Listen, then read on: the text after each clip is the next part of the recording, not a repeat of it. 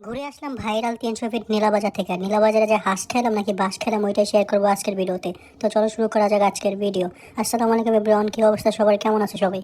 তো কয়েকদিন ধরে বাসা থাকতে থাকতে অনেক বেশি বোর হয়ে গেছি। তো ওই দিন বিকালবেলা তুষার আরো 3-4টা বন্ধু বান্ধবরা বললাম চল ঘুরে আসি, বাসা বসে থাকতে কার ভালো লাগে। তো প্রথমে আমরা বেশি রোড যাই নেমে গেছি, বাসে করে বসুমতী বাসে গেছি। যাওয়ার পরে আমরা একটা সিএনজিতে 4জন বসি পিছনে, ঠিক আছে? 3জন বসার কথা, কিন্তু আমাদের কথা ছিল যে আমরা মানুষ যেহেতু 4জন একসাথেই বসবো, একসাথেই যাবো। এই জন্য সিএনজির পিছনে 4জন, একদম একজনের কোলে একজন গাদাগাদি করে বসছি। আর 300 ফিটের ফিল নিতেছিলাম, মানে এত সুন্দর বাতাস। আর আমাদের মিরপুর এরিয়াতে কি বলবো ভাই, বাতাসের সিটা ফোটাও নেই। তো চলে আসছে 300 ফিট। আমরা 300 ফিটের যে মেন রোডটা না, যেখানে ছবি তোলে সবাই, তার থেকে একটু আগে যা দাঁড়াইছি, কারণ ওইখানে অনেক বেশি মানুষ দাঁড়ানোর মতো। আর যা গরম 300 ফিটের ওই জায়গায়, যা বলার বাইরে। আর আজকে 2-3 দিন ধরে তো অনেক বেশি গরম, পাগল হয়ে যেতেছিলাম গরমে। করতে আসে আর ভিডিও করতে আসে। তো চলে আসছি ভাইরাল নীলাবাজারে। তো ভাই নীলাবাজার আমার মনে হলো পুরো একটা মেলা, জমজমার একটা মেলার মতো জমে গেছে। তো এখানে যাওয়ার পর আমরা প্রথমে দেখতেছিলাম যে বাচ্চাদের অনেকগুলো রাইড ছিল, বাচ্চাদের পাশাপাশি বড়দের অনেক রাইড ছিল। তো নৌকা, ওই নৌকাটা দেখে আমার মনে হচ্ছে একটু নৌকায় যেয়ে উঠি, কারণ রাইড একটা যেটাতে আমি উঠি কোনো জায়গায় গেলে, মেলাতে বা কোথাও, নৌকা বা নাগরদোলায়, দুটা যে কোনো একটাতে উঠি। এরপরে আমরা একটু নাগরদোলায় উঠবো, পরে আমরা একটা নদীর ফিল নেওয়ার জন্য একটু নদীর পাড়ে চলে গেছিলাম।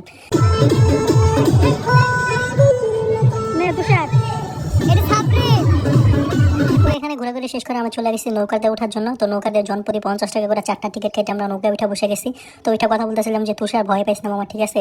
ভয় পাইলে তোর বউর কথা মনে করিস, তাহলে দেখবি ভয় চলে যাবে। আর ওই কোনায় যে ভাই একটা ভাই বসে না, উনি যা বলছে এই ভিডিওতে, দেখো ভাই, উনি পুরো পাগল বানায় ফেলছে আমাদের চিল্লাচিল্লি করতে করতে।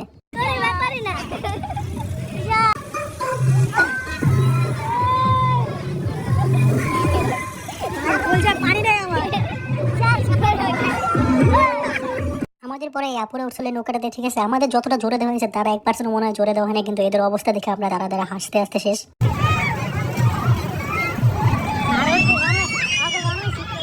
তো যাই হোক, এরপর আমরা চলে গেছি ভাইরাল হাঁসের গোস্ত খাওয়ার জন্য। ভাই এখানে এতগুলা দোকান, এতগুলো রেস্টুরেন্ট, ঠিক আছে, যে তুমি কোনটা রেখে কোনটাই যে ভাই এটা তুমি খুঁজে পাইবা না। তো আমরা বুঝতেছিলাম না যে কোনটার খাবার আসলে মজা হইব।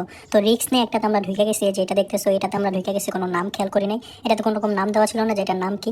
তো আমরা এটাতে ঢুইকা অর্ডার করে দিলাম। ঢুকার পথে দেখতেছিলাম যে একটা আন্টি হাঁস রান্না করতেছে আর গরুর মাংস রান্না করতেছে। তো এখানে আসি হাঁস খাওয়ার জন্য। তো গরু তো আমরা খাবো না। তো আমরা 6টা চাপটি আর 2টা রুমালি রুটি অর্ডার করছি।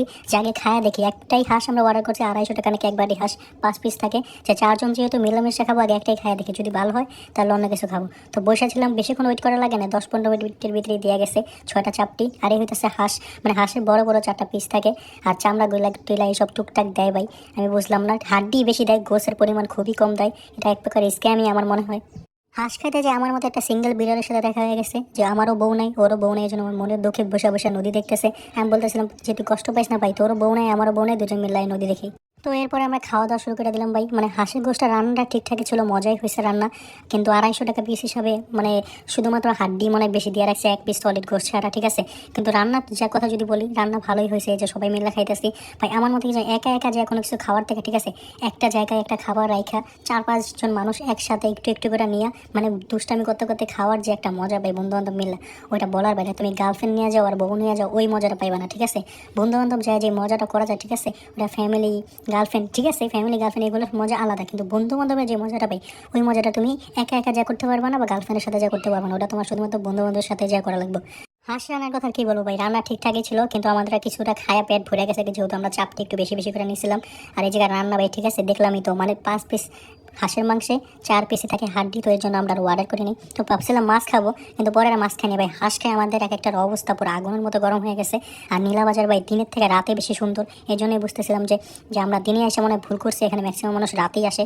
তো আমরা বেশিক্ষণ থাকিনি, যেহেতু আমরা মিরপুর যাবো, রাস্তার যাচ্ছি ভাই, অবস্থা খারাপ হয়ে গেছিলো। চাইতে আমাদের জার্নি করে অবস্থা খারাপ হয়ে গেছে, মানে দূরে ঘুরতে গেলে এরকম একটাই বাজে অবস্থা হয় যে শরীরের অবস্থা একদম খারাপ হয়ে যায়। তো এরপর আমরা 300 ফিট রাস্তায় হাঁটতেছিলাম।